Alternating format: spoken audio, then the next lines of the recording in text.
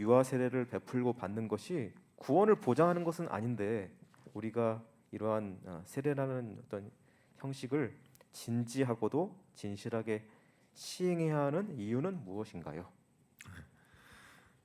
일단 하나님께서 이런 방식으로 이게 일단은 우리에게 세례 이전에 할례라고 하는 것들을 할례라는 걸 통해서 이렇게 언약 백성을 삼으시는 그런 것을 하셨고 신약에 와서는 그것을 유아 세례라고 하는 폼으로 연장해서 발전을 했기 때문에 그래서 너와 내 집이 구원을 얻는다라고 하는 이 유니트를 패밀리 유니트를 계속 유지해 왔기 때문에 그래서 이 약속이 먼데 있는 사람들까지 다 해당되는 것으로 이게 사도행전 2장 38절에서 얘기하지 않습니까? 그래서 언약이라고 하는 것을 처음부터 아브라함의 하나님, 이삭의 하나님, 야곱의 하나님 패밀리 유니트를 사용하지 않습니까? 그래서 그 안에 있는 패밀리 안에 있는 사람들에게 다 할례를 받으면서 언약 백성으로 이렇게 가족을 묶으시는 일을 하셨잖아요. 구약에서. 근데 그것을 신약에서 사라졌냐면 그게 아니거든요. 그래서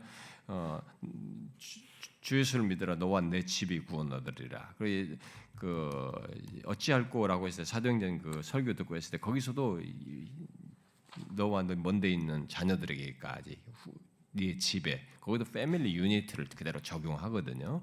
그게 그대로 유지되어 있습니다. 근데 일단 성경이 그걸 말하고 있기 때문에 해야 되고 그럼 성경이 말할 때 의미가 뭐냐? 의미를 진지하고 진실하게 시행해야 되게 생각할 때 이것이 뭐냐면 이제 그 하나님께서 이제 이런 방식으로 언약 백성을 삼으시고 실제로 언약 백성됨과 은혜를 경험하게 하시는 일을 이 패밀리 유니티 속에서 비중 있게 하시기 때문에 그렇습니다. 그런 말들이 그것을 통해서 가장 확실하게 하나님은 확장하시는 방식을 쓰셨던 거죠. 예를 들어서 전혀 모르는 사람들에게 하기보다는 이 가정 안에서 부모로부터 하나님을 듣고 복음을 들은 사람들에게 이 복음에 대한 반응 속에서 그 언약의 복을 함께 누리는 이 방식을 하나님께서 이 세상 구원 방식 속에 크게 비중 있게 사용하셨단 말이에요. 그러니까 이게 자동적인 건 아니지만 이런 식의 은혜를 경험케 하시기 때문에 그것을 우리가 이제 사용해야 되는 것이고, 근데 그게 이제 기계적이지 않은 거죠.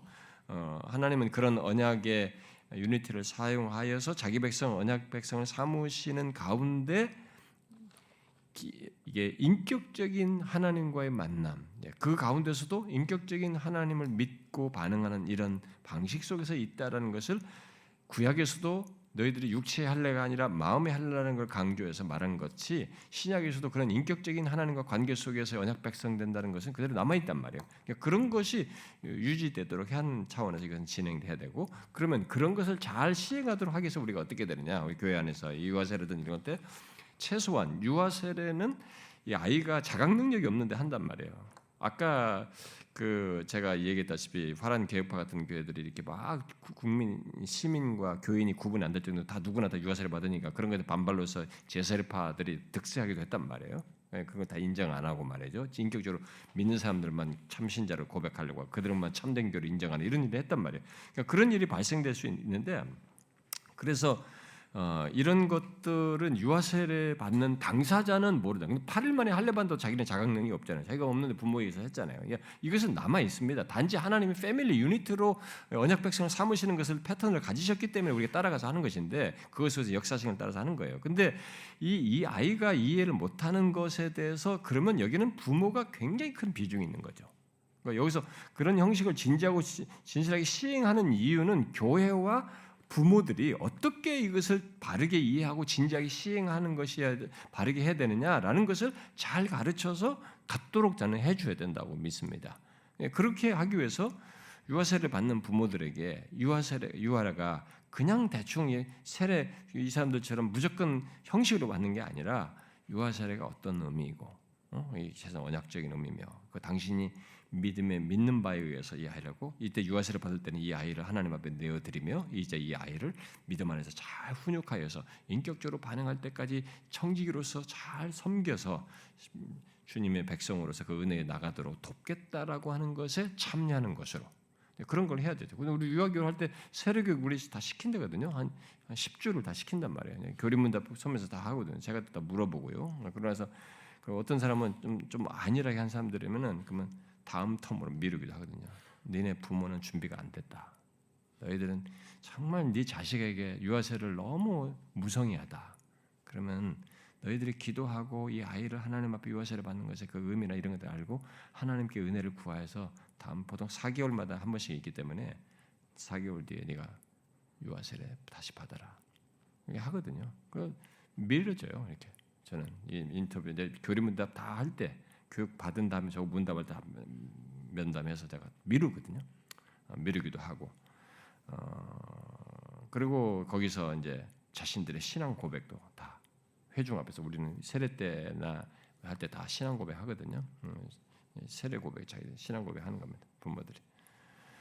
그리고 제가 이제 세례 문답 때 질문을 하는데 이게 질문이 있는데 저기 화란 계파에서 그 묻는 질문도 제가 조금 참조해서 한 것이기도 합니다만은 이게 질문을 우리 교단에 있는 그 예식서도 거기에 기반해가지고 좀 믹서해가지고 질문을 내가 하긴 하는데 질문을 이게 3개를 합니다.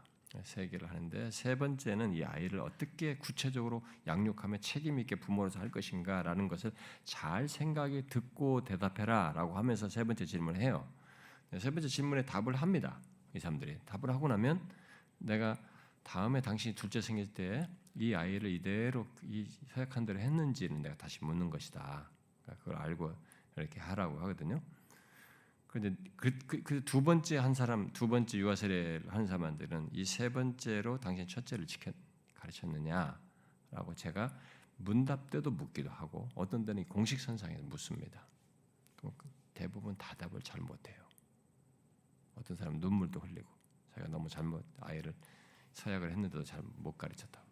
그러니까 둘째에 대해서 당신은 그 눈물과 후회가 둘째에 생기지 않도록 해야 된다. 이런 얘기를 제가 공식선상에도 질문과 함께 하기도 하고 또 개인 면담에서도 문답에서도 그래 합니다. 그러니까 이런 것이 실제성을 갖게 하는 것은 부모와 사역자가 이렇게 안내를 해서라도 이것이 형식적이 되지 않도록 이렇게 하면 좀 그나마 하나님이 원래 패밀리 유니티를 둔 그 목적과 뜻에 우리가 좀 바르게 반응하는 것이 되지 않을까. 교역사 속에 많은 미스테이크들이 있었는데 그런 걸 극복하는 게 뭐 완벽할 수는 없지만 우리 쪽이 할 수 있는 것은 그 정도가 아닌가 이런 생각이 듭니다. 우리는 유아세례 많거든요. 계속 유아세례 많아요. 지금도 뭐 임신 나간 사람들 많아요. 그러니까 젊은 사람들 많은데 계속 언젠가 애가 나올 거란 말이에요. 유아세례부터 달라야 돼요. 유아세례부터 해야 돼부터 다 부모들의 정리 그런 바르게 하는 습관을 키워야 돼요.